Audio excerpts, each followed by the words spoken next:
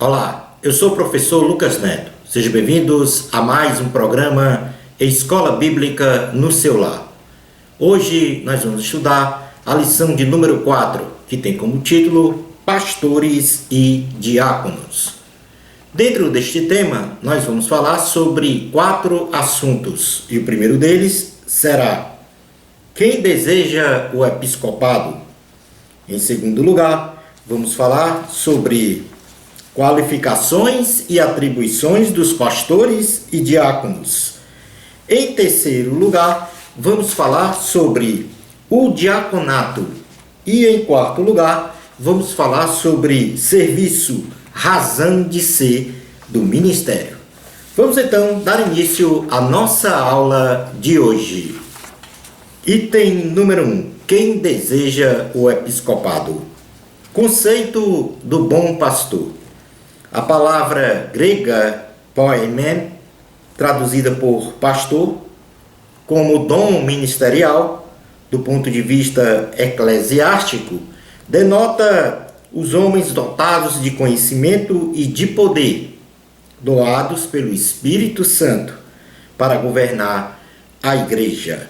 É o que diz o livro de Isaías, capítulo de número 40, versículo 9 ao 11. Isaías, capítulo de número 40, versículo 9 a 11, diz assim a palavra do Senhor. Tu, ó Sião, que anunciais boas novas, sobe ao monte alto, tu que anuncias boas novas a Jerusalém. Ergue a tua voz fortemente. Levanta, não temas e dize às cidades de Judá: eis aí está o vosso Deus. Eis que o Senhor Deus virá com poder, e o seu braço dominará. Eis que o seu galardão está com ele, e diante dele a sua recompensa. Como pastor, apacentará o seu rebanho. Entre os seus braços recolherá os cordeirinhos, e os levará no seio. As que amamentam, ele guiará mansamente. No sentido de ofício, nós podemos conceituar o termo pastor como servo vocacionado e chamado, especialmente pelo Senhor Jesus, para cuidar dos discípulos e seguidores de Cristo, lapidando-os para a formação de um caráter irrepreensível diante dos homens e diante de Deus, segundo os valores absolutos do cristianismo, para culminar com a consolidação da salvação de todos em Cristo Jesus. Mas qual é o papel do bom pastor? Sendo o pastor um líder e protetor das ovelhas, isto é, protetor e líder da membresia de uma igreja, este dom ministerial, analogicamente à profissão de pastor de ovelhas no campo, tem por finalidades de ofício. Em primeiro lugar, alimentar e proteger o rebanho pela anunciação da poderosa palavra de Deus. É o que nós podemos ler no livro de Jeremias, capítulo de número 31, versículo 10, diz assim a palavra do Senhor. Ouvi a palavra do Senhor, ó nações, e anunciai nas terras longínquas do mar, e dizei: aquele que espalhou a Israel o congregará e o guardará como o pastor ao seu rebanho. Em segundo lugar, o papel do bom pastor é de procurar as ovelhas perdidas no campo que se desviaram do caminho do Senhor. E nós podemos ler em Ezequiel, capítulo de número 34, versículo 12, que diz o seguinte: como o pastor busca o seu rebanho, no dia em que encontra ovelhas dispersas, assim buscareis as minhas ovelhas. Livrar-la-eis de todos os lugares para onde foram espalhadas nos dias de nuvem e escuridão. Em terceiro lugar, o papel do bom pastor é o de livrar as ovelhas dos animais ferozes e predadores que promovem, então, a morte física. E no caso da igreja, aqueles que promovem a morte espiritual. Vamos ler no livro de Amós, capítulo de número 3, versículo 12, que diz assim: Assim diz o Senhor, como o pastor livra da boca do leão as duas pernas, um pedacinho da orelha, assim serão salvos os filhos de Israel que habitam em Samaria, com apenas o canto da cama e parte do leito.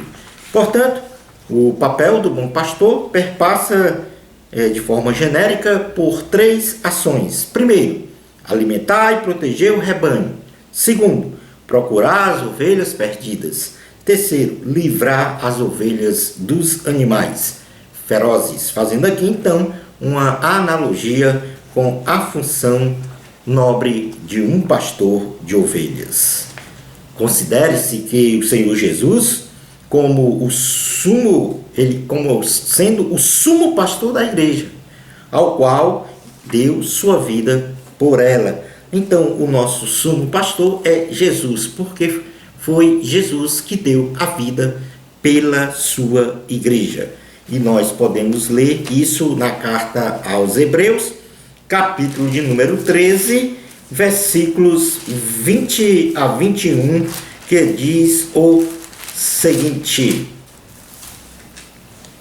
Ora, o Deus da paz, que tornou a trazer dentre os mortos a Jesus, nosso Senhor, o grande pastor das ovelhas, pelo sangue da eterna aliança, vos aperfeiçoe em todo o bem, para cumprirdes a sua vontade, operando em vós o que é agradável diante dele, por Jesus Cristo, a quem seja a glória para todos sempre. Amém. Portanto, Jesus, nosso Senhor, o grande pastor das ovelhas, da igreja. Mas qual é o resultado que se espera do trabalho de um pastor ou do bom pastor?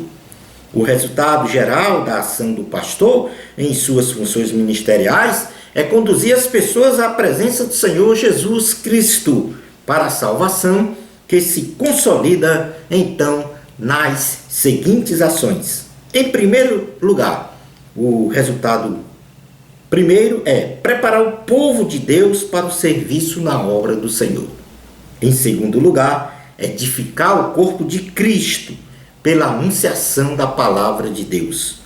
O terceiro resultado, promover a unidade da fé dos cristãos.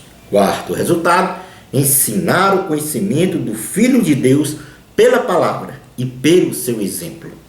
Em quinto lugar, levar os cristãos a um alto nível de maturidade espiritual. E em sexto lugar, trazer a plenitude de Cristo. E isso nós podemos ler como resultado do trabalho do bom pastor, o que está escrito na carta aos Efésios, capítulo de número 4, versículos 11 a 13, que diz o seguinte: E ele mesmo concedeu uns para apóstolos, outros para profetas, outros para evangelistas e outros para pastores e mestres, com vistas ao aperfeiçoamento dos santos, para o desempenho do seu serviço, para a edificação do corpo de Cristo, até que todos cheguemos à unidade da fé e do pleno conhecimento do Filho de Deus, à perfeita varonilidade e à medida da estatura da plenitude de Cristo. Portanto, estes são os resultados que se esperam de um bom pastor. O ministério pastoral. O ofício de pastor é árduo e de imensa complexidade, considerando que o seu serviço perpassa pelas vertentes ministerial e administrativa da igreja. Tanto que ele tem que se redobrar de forma dedicada, até mesmo exclusiva, para o bom desempenho do seu chamado. O pastor, no serviço ministerial da igreja, isto é, de cunho espiritual em maior amplitude, promove o culto ao divino através da adoração, da pregação da palavra de Deus e da administração das ordenanças bíblicas, onde nós podemos destacar, por exemplo, a Santa Ceia do Senhor, na qual memoramos a morte vicária de Jesus a favor de sua igreja, direcionando o bom pastor com estas suas prerrogativas à igreja para a salvação em Cristo Jesus. E é o que nós podemos ler no Evangelho de Jesus Cristo, segundo escreveu João, em seu capítulo 10, versículos 1 a 8, que diz o seguinte: em verdade vos digo, o que não entra pela porta no aprisco das ovelhas, mas sobe por outra parte, esse é ladrão e salteador. Aquele, porém, que entra pela porta, esse é o pastor das ovelhas. Para este, o porteiro abre, as ovelhas ouvem a sua voz, ele chama pelo nome as suas próprias ovelhas e as conduz para fora. Depois de fazer sair todas as que lhe pertencem, vai adiante delas e elas os seguem, porque lhe reconhece a voz. Mas de modo nenhum seguirão o estranho, antes fugirão dele, porque não conhece a voz dos estranhos. Jesus lhes propôs esta parábola, mas eles não compreenderam o sentido daquilo que lhes falava. Jesus, pois, lhe afirmou de novo: em verdade vos digo, eu sou a porta das ovelhas. Todos quanto vierem antes de mim são ladrões e salteadores, mas as ovelhas não lhes deram ouvido. Eu sou a porta. Se alguém entrar por mim, será salvo. Entrará e sairá e achará pastagem. O ladrão vem somente para roubar, matar e destruir. Eu vim para que tenham vida e a tenham em abundância. Eu sou o bom pastor. O bom pastor dá a vida pelas ovelhas. O mercenário, que não é pastor, a quem não pertence as ovelhas, vê vir o lobo, abandona as ovelhas e foge. Então o lobo as arrebata e dispersa. O mercenário foge porque é mercenário e não tem cuidado com as ovelhas. Eu sou o bom pastor. Conheço as minhas ovelhas e elas me conhecem a mim. Assim como o Pai me conhece a mim e eu conheço o Pai e dou a minha vida pelas ovelhas, assim tenho outras ovelhas, não deste aprisco. A mim me convém conduzi-la. Elas ouvirão a minha voz, então haverá um rebanho e um pastor. Por isso o Pai me ama, porque eu dou a vida para a reassumir. Ninguém a tira de mim, pelo contrário, eu espontaneamente a dou. Tenho autoridade para a entregar e também para reavê-la. Este mandato recebi de meu Pai. Portanto, a igreja aqui deve ser controlada, dirigida ministerialmente pelo pastor, onde as ovelhas o conhecem pela sua voz, pelo seu exemplo. No plano mais restrito e pontual, no trato com os santos, a missão do pastor deve ser revestida de autoridade, com a capacidade plena de exortar, advertir, consolar e orientar com respeito, ordem e disciplina aos membros da igreja, para uma vida plena e abundante, tanto nesta vida terrenal, bem como na direção da vida eterna, sendo o pastor um exemplo moral, repreensível para os seus liderados. É o que nós podemos ler na primeira carta aos Coríntios, capítulo de número 4, versículo do 14 ao 21. Diz assim a palavra do Senhor: não vos escrevo estas coisas para vos envergonhar, pelo contrário, para vos admoestar como filhos meus amados. Porque ainda que tivesses milhares de preceptores em Cristo, não teríeis, contudo, muitos pais. Pois eu, pelo Evangelho, vos gerei em Cristo Jesus. Admoesto-vos, portanto, a que sejais meus imitadores. Por esta causa vos mandei Timóteo, que é meu filho amado e fiel no Senhor, o qual vos lembrará os meus caminhos em Cristo Jesus, como por toda parte ensino em cada igreja. Alguns se ensoberbeceram como se eu não tivesse de ir ter convosco, mas em breve irei visitar-vos, se o Senhor quiser, e então conhecerei não a palavra, mas o poder dos ensoberbecidos.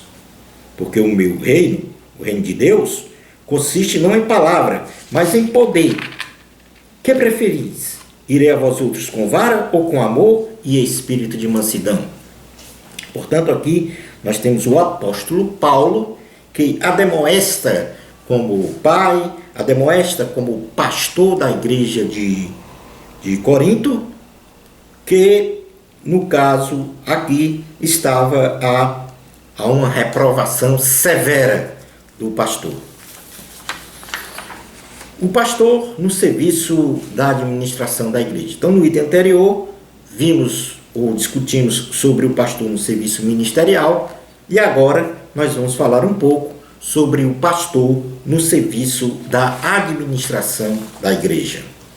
A igreja, no âmbito de denominação, isto é, o local físico de culto e adoração a Deus, demanda uma mínima organização para o acolhimento das pessoas que afluem àquele local sagrado para adorar o Senhor, tais como o fornecimento de utilidades, água, gás e energia, mobiliário, limpeza e conservação da edificação, bem como pagamento de aluguéis, compra de materiais, de expediente e tantas outras demandas de cunho organizacional. Esta deve ser a função do pastor administrador. O pastor administrador, ele deve formatar uma estrutura mínima administrativa de pessoal para a consecução das atividades burocráticas da igreja e também destas que nós falamos físicas.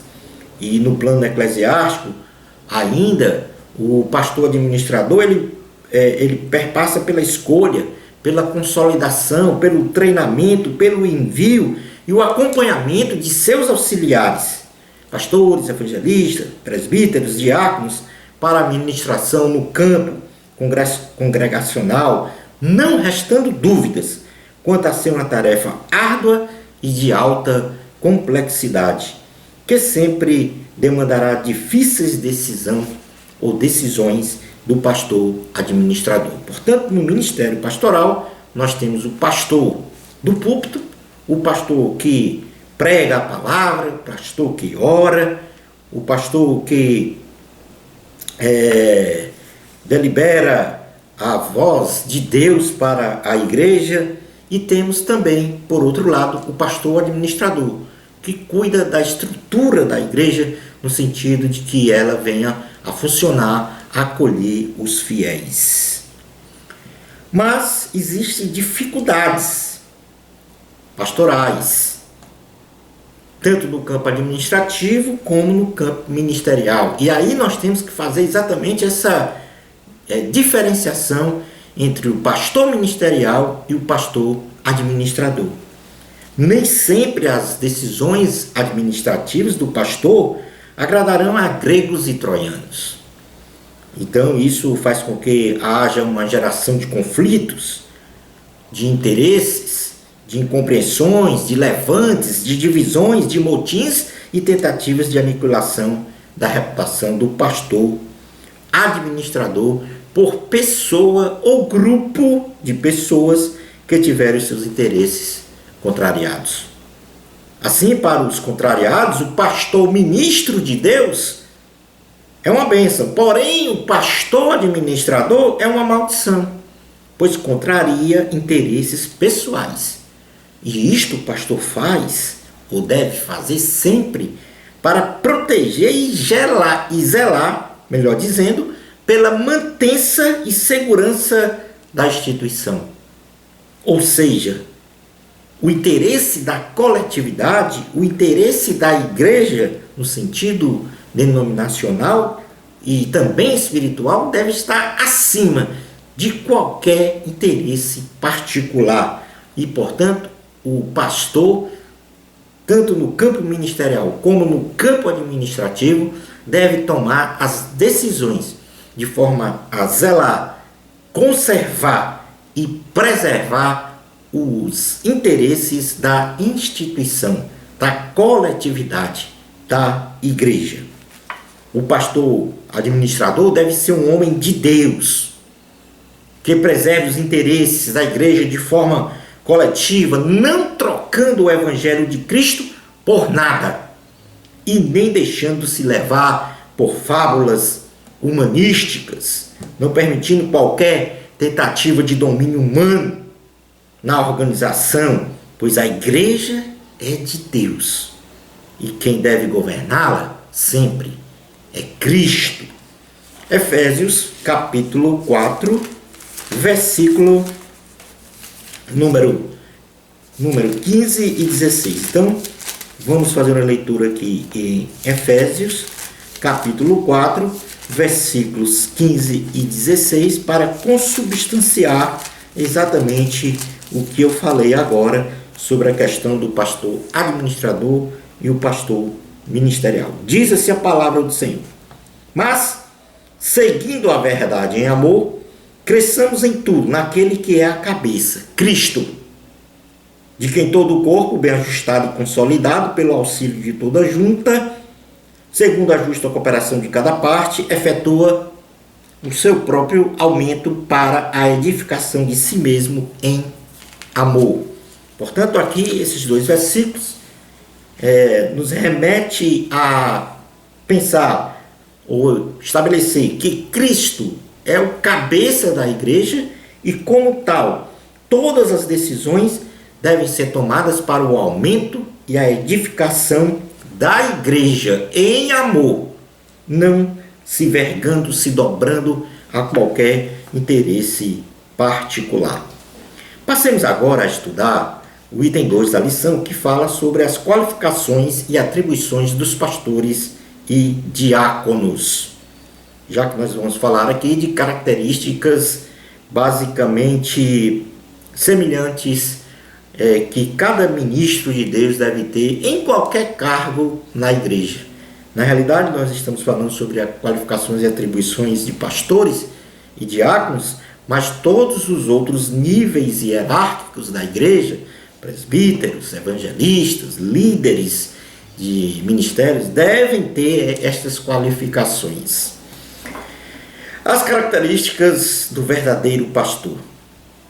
O verdadeiro pastor garante e preserva a segurança espiritual da igreja do Senhor Jesus, tanto no tempo presente como na direção da eternidade, através da sua autoridade, que lhe foi conferida pelo nome de Jesus, a partir da plataforma de suas qualificações espirituais e morais. Mas que qualificações são estas do pastor e do diácono? E nós podemos ler exatamente no livro de Atos dos Apóstolos, Atos dos Apóstolos, capítulo 6, versículos 1 a 15, que diz o seguinte: estas qualificações espirituais para diáconos também são qualificações espirituais para os pastores. Ora, naqueles dias, multiplicando-se o número dos discípulos, houve murmuração dos helenistas contra os hebreus, porque as viúvas deles estavam sendo esquecidas na distribuição diária. Então os 12 convocaram a comunidade dos discípulos e disseram: não é razoável que nós abandonemos a palavra de Deus para servir às mesas, mas, irmãos, escolhei dentre vós 7 homens de boa reputação, cheios do Espírito e de sabedoria, aos quais encarregaremos deste serviço. E quanto a nós, nos consagraremos à oração e ao ministério da palavra. O parecer agradou a toda a comunidade, e elegeram Estevão, homem cheio de fé e do Espírito Santo, Filipe, Prócoro, Nicanor, Timão, Pármenas e Nicolau, prosélito de Antioquia. Apresentaram-nos perante os apóstolos, e estes, orando, lhes impuseram as mãos. Crescia a palavra de Deus, e em Jerusalém se multiplicava o número dos discípulos, também muitíssimos sacerdotes obedeciam à fé. Estevão, cheio de graça e poder, fazia prodígios e grandes sinais entre o povo. Levantaram-se, porém, alguns dos que eram da sinagoga, chamados de libertos, dos sirineus, dos alexandrinos e dos da Cilícia e Ásia, e discutiam com Estevão. E não podiam resistir à sabedoria e ao espírito pelo qual ele falava. Então subornaram homens que dissessem: temos ouvido este homem proferir blasfêmias contra Moisés e contra Deus. Sublevaram o povo, os anciãos e os escribas, e investindo, arrebataram, levando-o ao sinédrio. Apresentaram testemunhas falsas que depuseram: este homem não cessa de falar contra o lugar santo e contra a lei, porque o temos ouvido dizer que esse Jesus, o Nazareno, destruirá este lugar e mudará os costumes que Moisés nos deu. Todos os que estavam assentados no sinédrio, fitando os olhos em Estevão, viram seu rosto, como se fosse rosto de anjo.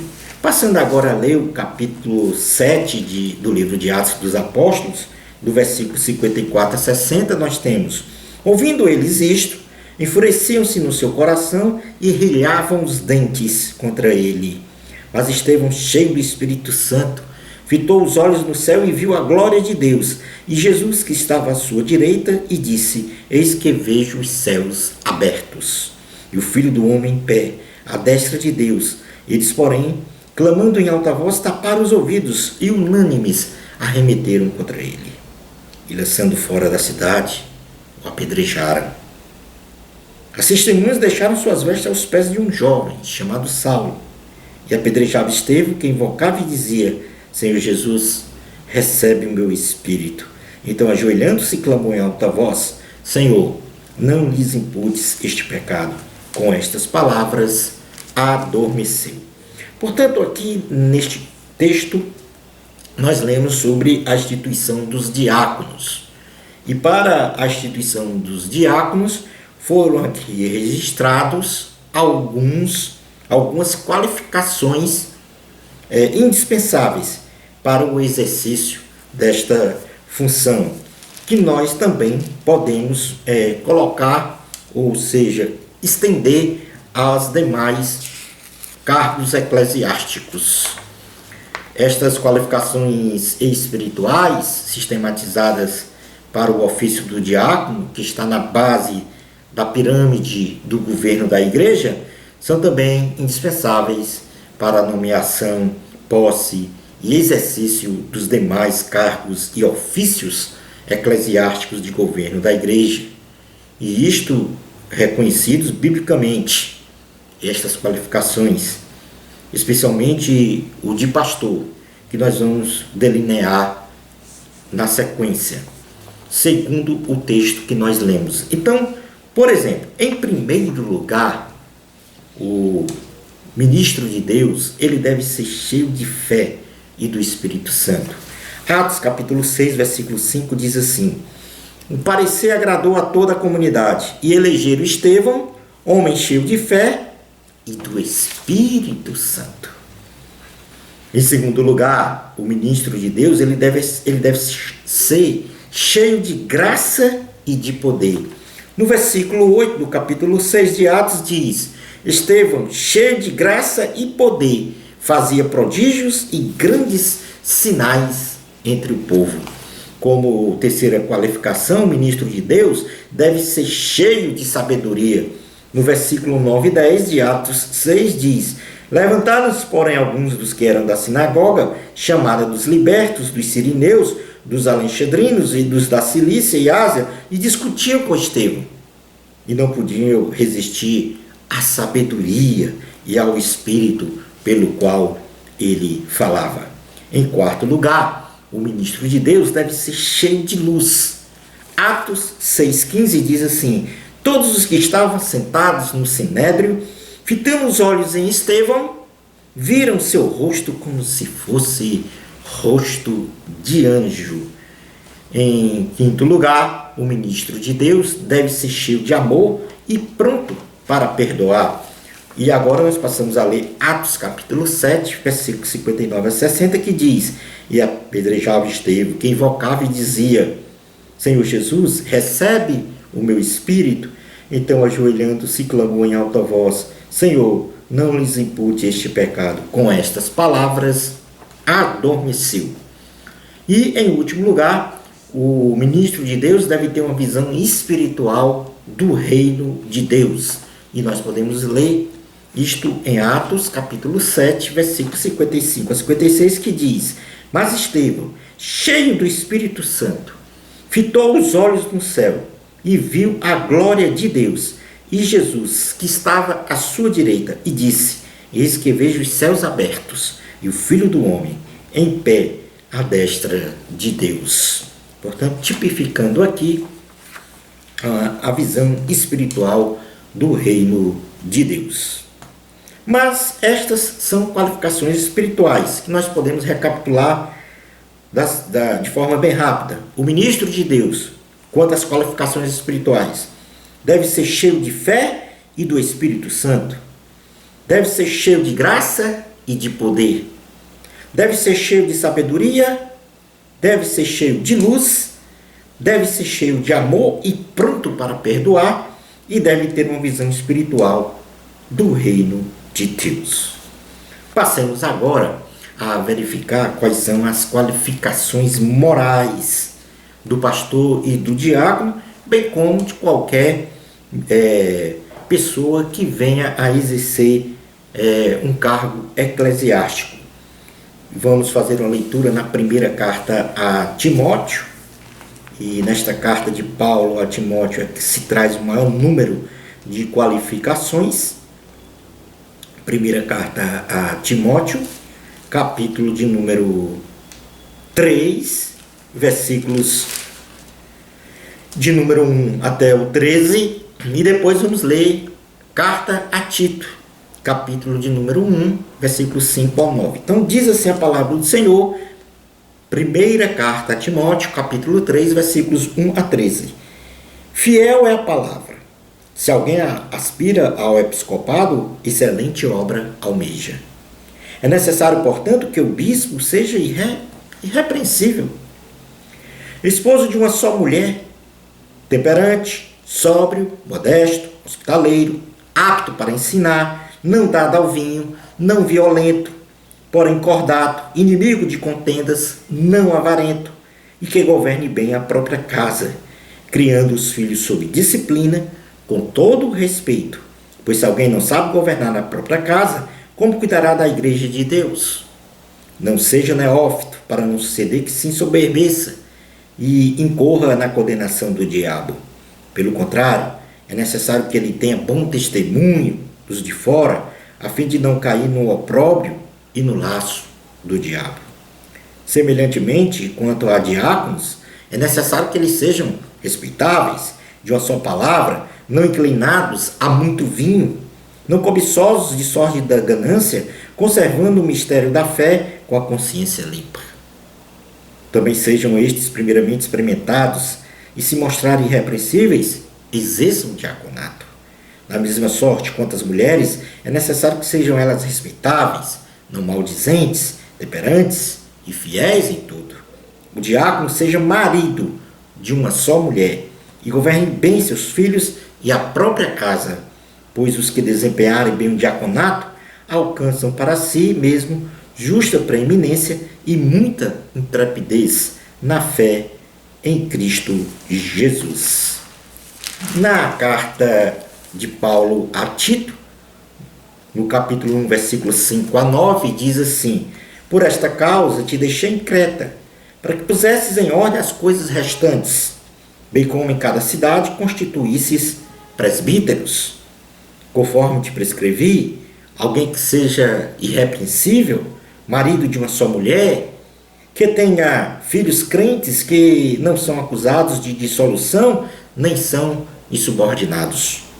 Porque é indispensável que o bispo seja irrepreensível como dispenseiro de Deus, não arrogante, não irracível, não dado ao vinho, nem violento, nem cobiçoso de torpe ganância, antes hospitaleiro, amigo do bem, sóbrio, justo, piedoso, que tenha domínio de si, apegado à palavra, fiel, que é segundo a doutrina, de modo que tenha poder tanto para exortar pelo reto ensino, como para convencer os que o contradizem. Portanto, aqui nós temos, nestes dois textos lidos, várias qualificações. E para efeito didático, nós vamos dividir estas qualificações em 4 grupos. Qualificações do ministro de Deus com relação ao seu caráter, qualificações do ministro de Deus quanto ao seu comportamento, qualificações do ministro de Deus quanto à sua família e qualificações do ministro de Deus em seu ministério, no exercício de seu ministério. Então vamos para o primeiro grupo com relação em seu caráter. Nós não vamos ler as passagens porque estão todas dentro deste texto, dos 2 textos que acabamos de ler, tanto na primeira carta a Timóteo como na carta de Paulo a Tito. Em primeiro lugar, em seu caráter, ou seja, no grupo caráter, o ministro de Deus ele deve ser irrepreensível em seu caráter. Em segundo lugar, ele deve ter boa reputação com os estranhos. Em terceiro lugar, deve ser respeitável. Em quarto lugar, deve ser homem de uma só palavra. Em quinto lugar, deve sustentar as verdades profundas do Evangelho de Cristo com consciência limpa. Em sexto lugar, deve ser modesto, sem vaidades. Em sétimo lugar, não deve ser cobiçoso, de sórdida ganância e nem procurar ganhos desonestos. E em oitavo lugar, deve ser justo, isto é, fazer o que é certo. No segundo grupo, em seu comportamento, o ministro de Deus ele deve ser temperante, ou seja, tenha autocontrole com domínio de si próprio. Em segundo lugar, deve ser sóbrio, isto é, brando. Em terceiro lugar, em seu comportamento, deve ser hospitaleiro, ou seja, aquele que acolhe com satisfação as pessoas. Em quarto lugar, deve rejeitar qualquer vício em seu comportamento. Em quinto lugar, não deve ser violento, ou seja, briguento, alvoroçado, inclinado à agressão ou a discussões. Deve ser cordato em sexto lugar, ou seja, moderado na análise das situações. Em sétimo lugar, ele não deve ser contencioso, isto é, incerto, cético, provocador de dúvidas e infidáveis discussões. E em oitavo lugar, em seu comportamento, o ministro de Deus não deve ser avarento, isto é, amante do dinheiro. Já na família, o ministro de Deus, ele deve ser marido de uma só mulher. E em segundo lugar, administrar bem a sua própria família e ter os seus filhos em sujeição e respeito. No grupo, em seu ministério, as qualificações são, primeiro, deve ser apto para o ensino com excelência na compreensão da palavra de Deus e habilitado a transmiti-la, refutando, quando necessário, os contradizentes. Em segundo lugar, não deve ser neófito, ou seja, despreparado para o exercício de seu ministério. Em terceiro lugar, deve ser provado quanto ao exercício de seu ministério pastoral. E em quarto lugar, deve ser um homem de fé. Portanto, aqui estão todas as qualificações de um ministro de Deus que ele deve ter para exercer a sua função eclesiástica, segundo os 2 textos que nós lemos. Primeira carta a Timóteo, capítulo 3, versículos 1 a 13, e carta do apóstolo Paulo a Tito, no capítulo 1, versículos 5 a 9. Vamos agora falar sobre o item 3 da lição, o diaconato. O conceito de diácono. A palavra grega diáconos ou doulos, traduzida, significa aquele que presta serviço de forma voluntária, sendo considerado um servo. Como foi o surgimento dos diáconos? Nós já fizemos a leitura em Atos capítulo 6.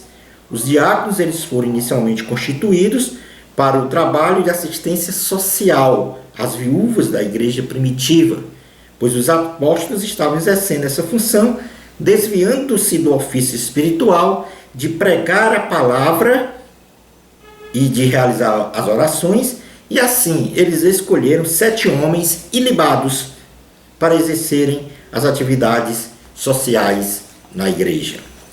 Qual era a função do diácono na igreja primitiva? Na igreja primitiva, os diáconos foram constituídos para prover a assistência social às viúvas, caracterizando o seu ofício como essencialmente social. Porém, ao considerarmos os requisitos de ordem espiritual exigidos para o ofício de diácono, isto nos remete à conclusão de que os diáconos também exerciam atividades de cunho espiritual, como, por exemplo, Filipe, que havia sido escolhido como diácono, que ensinava a palavra de Deus e realizava sinais e prodígios no meio do povo. Vamos fazer aqui uma discussão agora sobre a função do diácono na igreja contemporânea. Em nossos dias, o diácono ele exerce em síntese as seguintes atividades: organiza e serve o pão e o suco da uva na realização da ceia do Senhor, recolhe os dízimos e as ofertas dos fiéis que voluntariamente contribuem para a obra. Em terceiro lugar, o diácono promove a ordem e a segurança em toda a liturgia do culto. Em quarto lugar, ele orienta os crentes para o bom andamento dos trabalhos na igreja. E por último, ele administra e dirige as congregações. O ofício de diácono trata-se de uma função eclesiástica de grande importância para a igreja, pois reflete em suas atividades do dia a dia a diaconia. Isto é, o serviço prestado ao próximo com alegria e muito amor, complementando o trabalho pastoral de levar as pessoas a Cristo, visando a glória da salvação somente em Jesus. Passemos agora a estudar o item número 4 da lição, que fala sobre o serviço, razão de ser do ministério. O Senhor Jesus, em seu ministério terrenal, demonstrou exercer todos os dons espirituais e ministeriais, mas especialmente em todas as suas ações, palavras, pensamentos, Jesus evidenciou o dom de servir, consubstanciando na sólida plataforma de seu infinito amor para com a humanidade. É o que nós podemos ler no Evangelho de Jesus Cristo, segundo escreveu Mateus, capítulo de número 20, dos versículos 25 a 28, que diz o seguinte: Ora, ouvindo isto, os 10 indignaram-se contra os 2 irmãos. Então Jesus, chamando-os, disse: Sabeis que os governadores dos povos os dominam e que os maiorais exercem autoridade sobre eles. Não é assim entre vós. Pelo contrário, quem quiser tornar-se grande entre vós, será esse o que vos sirva. E quem quiser ser o primeiro entre vós, será vosso servo. Tal como o Filho do Homem, que não veio para ser servido, mas para servir e dar a sua vida em resgate por muitos. Neste episódio aqui nós temos o pedido da mãe de Tiago e João, que queria que um se sentasse à direita e outro à esquerda do Senhor Jesus. Mas o Senhor Jesus disse que o maior no reino dos céus é aquele que serve, né? E que ele mesmo veio para servir e não ser servido. Nós temos aqui alguns episódios que caracterizam essa disposição de Jesus em servir aos homens. O ministério tríplice de Jesus, formado pela pregação, pelo ensino, pelas curas, demonstrou em sua essência o amor em servir ao próximo. Neste contexto de serviço do Criador para com a criatura, nós podemos aqui relatar 3 momentos importantes exarados na Bíblia Sagrada. O primeiro, esse que nós já lemos, que o maior no reino de Deus é o que serve e não o que é servido. Um outro episódio que caracterizou essa disposição de Jesus em servir aos homens foi o serviço e humildade do Senhor Jesus na cerimônia do lava-pés, onde ele lavou os pés de todos os apóstolos que estavam ali, demonstrando que ele veio para servir, morrer por toda a humanidade na cruz. E um outro exemplo característico de que Jesus tinha a disposição de sempre servir foi o maior deles, a sua humilhação para salvar a humanidade. Ou seja, Cristo se humilhou para salvar a humanidade na cruz do Calvário. E nós podemos ler na carta aos Filipenses, capítulo de número 2, versículos 5 a 11. Diz assim a palavra do Senhor. Carta aos Filipenses, capítulo de número 2, versículos 5 a 11. Tende em vós o mesmo sentimento que houve também em Cristo Jesus. Pois ele, subsistindo em forma de Deus, não julgou como usurpação o ser igual a Deus. Antes, a si mesmo se esvaziou, assumindo a forma de servo, tornando-se em semelhança de homens e reconhecido em figura humana. A si mesmo se humilhou, tornando-se obediente até a morte, e morte de cruz. Pelo que também Deus o exaltou sobremaneira, e lhe deu o nome que está acima de todo nome, para que ao nome de Jesus se dobre todo o joelho, nos céus, na terra e debaixo da terra, e toda língua confesse que Jesus Cristo é Senhor, para a glória de Deus Pai. Esta foi a maior demonstração de amor, de serviço de Deus à humanidade. Morrer na cruz do Calvário para salvar toda a humanidade do pecado e das suas consequências.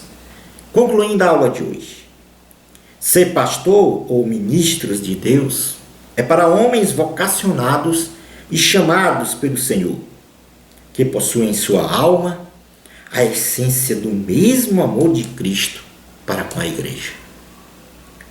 Oremos pelos verdadeiros pastores e ministros de Deus, apoiando-os, ajudando-os na condução desta excelente obra de pastorear a igreja, e ao mesmo tempo rejeitemos com sabedoria e maturidade espiritual os falsos pastores e ministros que apacentam a si mesmos e não as ovelhas do Senhor Jesus. Uma bênção especial de Deus para você. Amor a Cristo. Até o nosso próximo programa Escola Bíblica no seu lar, se Deus permitir.